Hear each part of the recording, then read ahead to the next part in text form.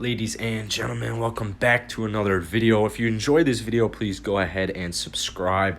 I'm like 15 subscribers away from 700. I'm trying to hit 1,000 before the end of 2020. I really think it's possible, so if you're new here or you're not subscribed already and you enjoy this video, go ahead and subscribe. I appreciate it so much.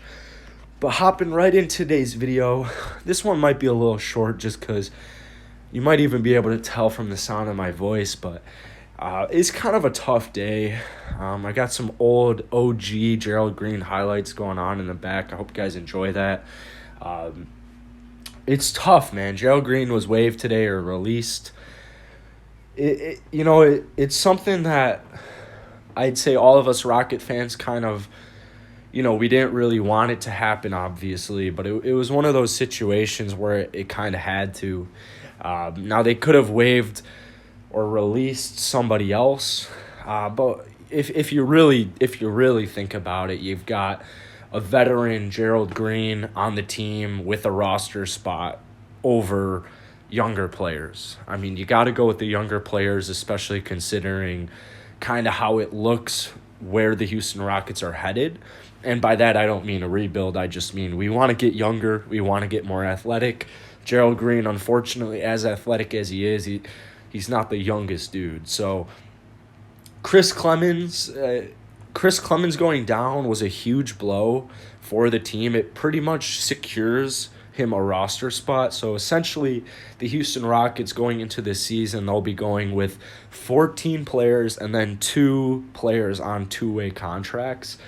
Chris Clemens' injury basically just secured him a spot on the roster, which probably, would have happened anyways, but we're hard capped, right? So there's only so much you can do. That Gerald Green being released is just in the Rockets' best interest long term.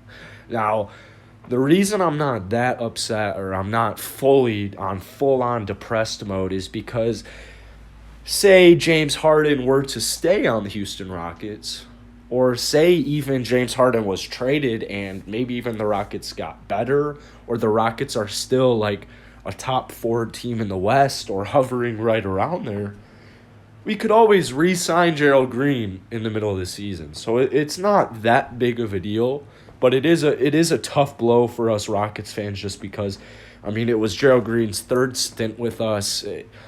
He's always just played his heart out. He's just a real gritty player. I'm sure he's every coach's dream. You just know when Gerald Green's going out there, he's given everything he's got. And I was watching the 2018 playoff run last night, and it just reminded me as to how vital Gerald Green was off our bench.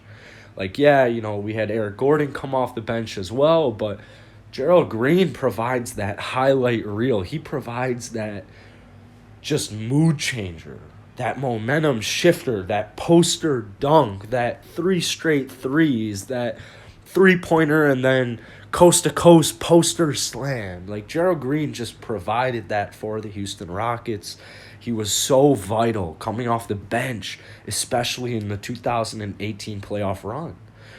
Just a great piece to have, and it sucks to see him go, but unfortunately it really was in the Rockets' best interest if you were to look at it for our long-term success.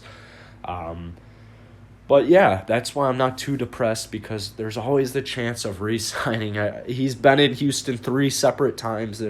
That doesn't mean he can't come back for a 4th time. So let me know what you guys think about this Gerald Green release, and I'll see you guys later.